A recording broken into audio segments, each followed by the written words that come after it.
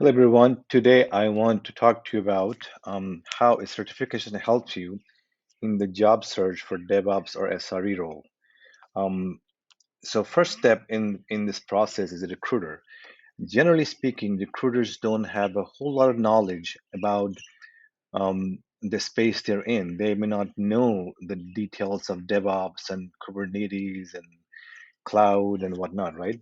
So when they're looking through 50 plus resumes or 50 plus LinkedIn profiles, when they see somebody who's certified by whatever, by AWS or Google or Cloud Foundation, what have you, right? For Kubernetes, for example, they assume this person has a minimum level of knowledge, right? Um, so it really helps them in a weird way clear out the field. So if they're looking at 50 resumes and only 5 or 7 or 8 of them have certifications, they will reach out to those folks first. That's generally true, right? Given the same amount of experience. If some a person with no experience with certification will get called first. A person with the same exact levels of experience with certification will get the call first before a similar experience with no certifications, right? So that's how they talk first. So if you don't have a certification, you're kind of um, in the back in the line, if you will, right?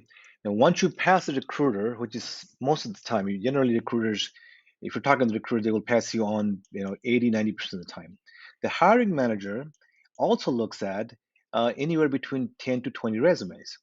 And I'm speaking from experience when I say, uh, generally, I have maybe 30 seconds to a minute to look at a resume.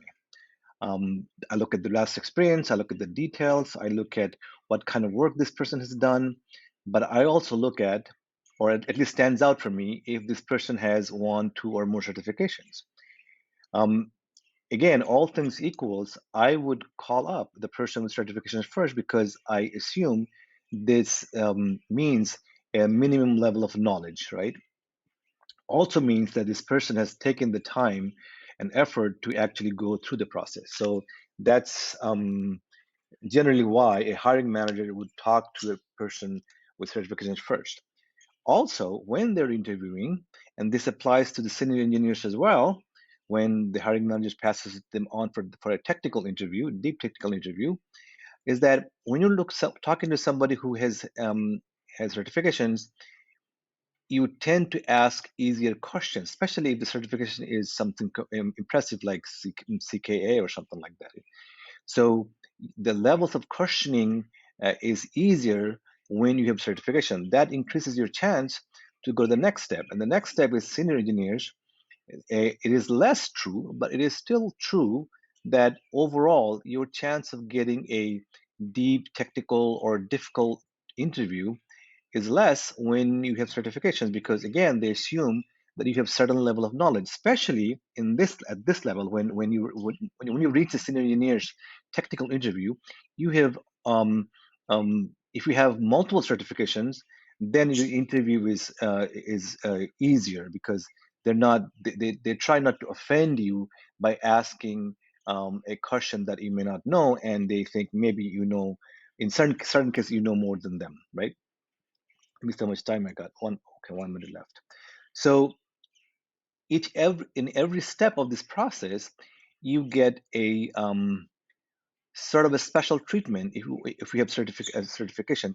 Especially if you have something, if you have more than one, or if you have something that's known to be somewhat difficult, like the CKA Kubernetes certification, for example, let's say, right, or a DevOps professional certification from AWS, or DevOps professional certificate from Google.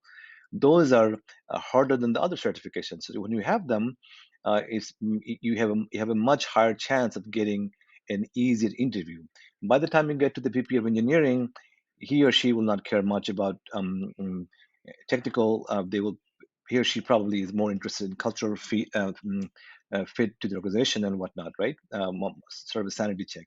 So I really hope this helps you understand why certifications are important when you're going for a DevOps or SRE role.